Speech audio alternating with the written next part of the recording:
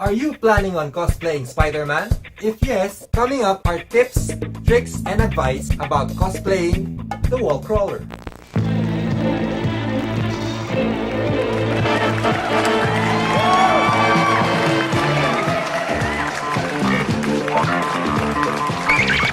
This video is brought to you by this guy. Guy resigns from bank job and shows up in Spider-Man costume on his last day. Greetings and welcome to Cosplay-by-Play, where we discuss everything related to cosplay. So today, I asked my fellow Spider-Verse PH members, what are the things you need to know when cosplaying Spider-Man? Before we start, I would like to give a shout out to Mr. Kino Kaoru. He's the one who built this Spider-Man homecoming suit that I'm wearing, also known as the Stark suit. So you may look for his works and even inquire in his Facebook page, Kino Made Prop Works. That's Kino Made Prop Works on Facebook. So let me introduce to you these wonderful cosplayers that gave us this advice. This is Marco. He is one of our youngest members, but he already has a lot of advice for us. So thank you, Marco. Next is Renz. He's a cool Ghost Rider cosplayer. I think I met him in one of the APCCs, but for his next cool cosplay, he did a way cooler Agent Venom. This is Carla. She's a Mayday Spider-Girl cosplayer, and she's also famous for cosplaying Enchantress, Negasonic Teenage Warhead, and the Kate Bishop Hawkeye. PJ is one of our Spider-Man Homecoming cosplayers, but he also did a Ben Reilly version. Katz is one of our resident Spider-Gwen cosplayers, and she's very prolific. She's a designer, blogger, and of course a cosplayer. She also did Shuri from Black Panther, she did Catwoman, and Vixen from DC Comics. Tim is one of our founding members and the leader of Spider-Verse PH. He cosplays the Todd McFarlane version of Spider-Man. He also did the Symbiote version. He also does Captain America, both the Steve Rogers and Bucky versions. And perhaps his most famous cosplay, he's the Batman. Noel is very athletic, and not only he does cosplay, but makes films from them. He's also known as Niel Aton. He did almost all of the famous Spidey iterations, but he's most famous for donning the superior Spidey suit. Michael, also known as Kyle, is a founding member of Webspinas, a Filipino Spider-Man fandom organization. He's a science news writer, and he's our resident Spider-Man 2099 cosplayer.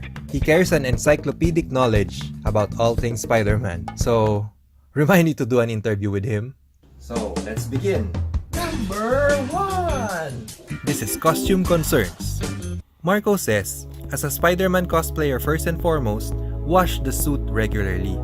You don't want to smell your own sweat while wearing a mask. Renz also talks about washing. He says, when you wash your suit, no need to rub the suit or move it much. Just leave it in a bucket of cold water with some non-abrasive color-safe cleaner.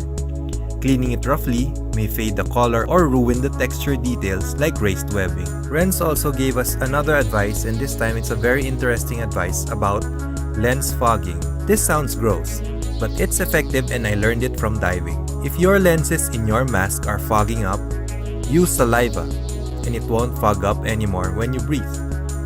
That's very interesting indeed.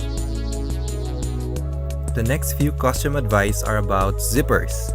So Carla says, always opt for arm zippers in your Spidey costumes. It's so much more convenient and you don't become handicapped. Also, much more slick and fitted than detached gloves. The arm zipper that she's talking about, sometimes it's located here. It'll open up like that and then you can easily reveal your arm and use your cell phone and have a meal. Then you put your arm back in and then it will close.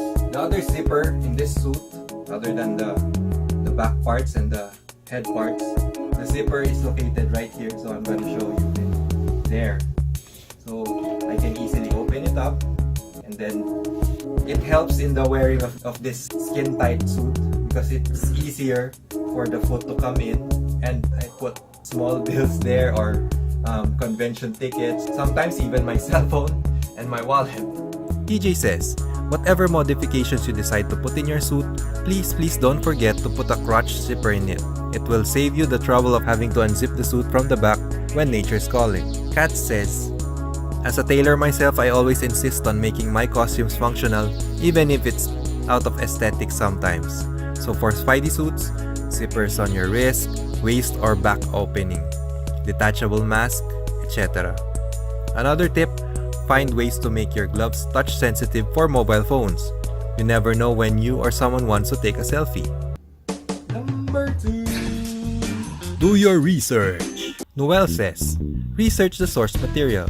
This applies to all characters, but the idea is to really know the character, so you have knowledge when fans, especially kids, ask you stuff and you can stay in character. It's best to keep the magic alive for those kids. Noel also discusses about poses. Practice some poses in the mirror at home to know what looks good for you to prepare for pictures. It's always best to have 2 to 3 default poses ready in case you get asked multiple times for pictures. Katz also discusses a few reminders about poses. She says, I cannot stress this enough. I would always notice that some cosplayers would just static pose in photos. Guys, Spider-Man is a web crawler. If you can't climb on walls, just crawl on the floor. Please just don't stand there and do the thwip gesture. But seriously, don't climb on walls. Number 3. Hygiene is in. Renz gave us these reminders about proper hygiene. Baby cologne, powder, and deodorant. Always. Suits get funky after more than an hour. Number 4. In this neighborhood, be friendly. Marco says, always be friendly to people around you. Can't have Spidey walking around interacting with people like he's Green Goblin. TJ also adds, have fun! Whether you want to just dress as your favorite webhead or live up to the Spider-Man mantle as best as you can, the most important thing is to have fun. Cosplay is a way for people of different shapes, sizes, age groups, and backgrounds to come together and enjoy something they all like as a community. So go out and have a web-slinging time with your friends or make some new ones with some impromptu team-up banter. Number 5. Confidence is tingling. Marco's advice here is, be confident. Being a Spidey cosplayer isn't always an easy task, but having fun and being more outgoing among people will help you be a successful Spidey cosplayer. Tim adds, web warriors stay true themselves. Always be confident and determined. Bring out the hero in you by being willing to pay it forward, with a funny side to boot. Each Spidey is unique and being yourself makes your version of the character even more special. And then Carla also adds, there's a spider person out there for everyone, even you.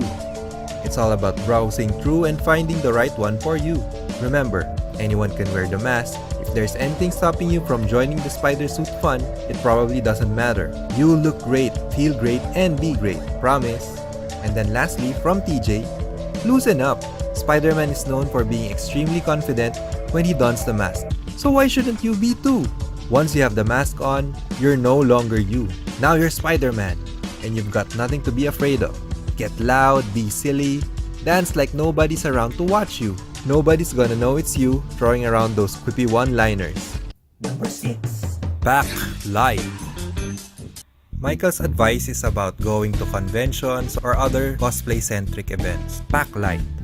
Anticipate the very likely possibility that you won't have a place to leave your stuff. So bring only the things you absolutely can't leave home without.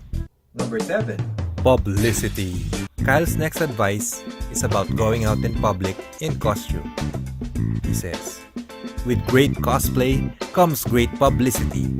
So expect that a lot of people will want to have their photo taken with you, which also means that if you're at a convention, you probably won't get to do as much shopping as you'd like.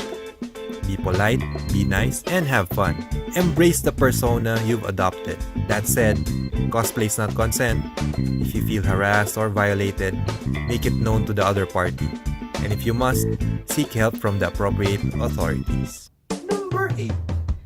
The ideal body type. Kyle says, the ideal body type for cosplay is the body type you're comfortable with. If you feel confident enough to stroll around in public wearing the suit, then congratulations, you've achieved the right body size or type to cosplay. Carla adds, most of the spider suits out there are made with spandex lycra, and that stuff is super firm and compressive. If ever you're feeling insecure or scared about your body in a suit, don't worry, the suit acts like compressions and really flatter your body. Trust me, No matter what your body type, you look and feel super hot. Katz adds, for Spidey girls, if you think you're not slim enough, do invest on corsets or body binders. Compared to our male counterparts, we don't have to look bigger, so showing as much curves as possible makes for an awesome-amazing Spider-Woman photo. Remember the S. Number 9. Prepare for backlash.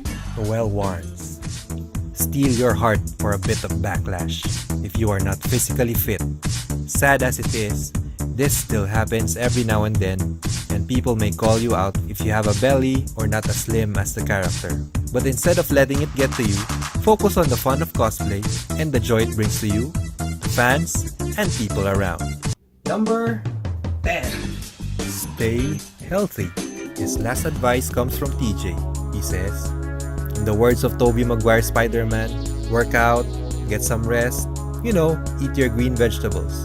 They don't call Spider-Man amazing for nothing. Staying healthy will keep your energy up when you've got tricks to pull off or a lot of photos to pose for. Now that we've heard the advice of the other Spider-Verse cosplayers, it's my turn. My advice is this. 1. You can never have too many advice. I've been doing this Spider-Man thing for almost 20 years. My anniversary is this December. And I have been learning so much the entire time. I've been learning how to act, how to portray Spider-Man correctly, and I am still learning something new, even as we speak. I even learn new stuff from other Spider-Man cosplayers half my age, and they've only started doing this like say 5 years ago or 10 years ago. This is also probably why I created this video, right? So it's a never-ending learning process. Another never-ending thing is this, the sheer amount of joy that will bring to you and the fans you interact with, especially for the kids, and of course, the kids at heart.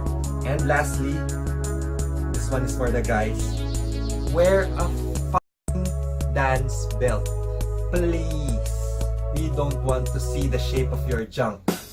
Hit the like button if you like this video, and if you want to get more notifications on more of my videos, you can subscribe and click on the bell, ding, so you don't miss a thing.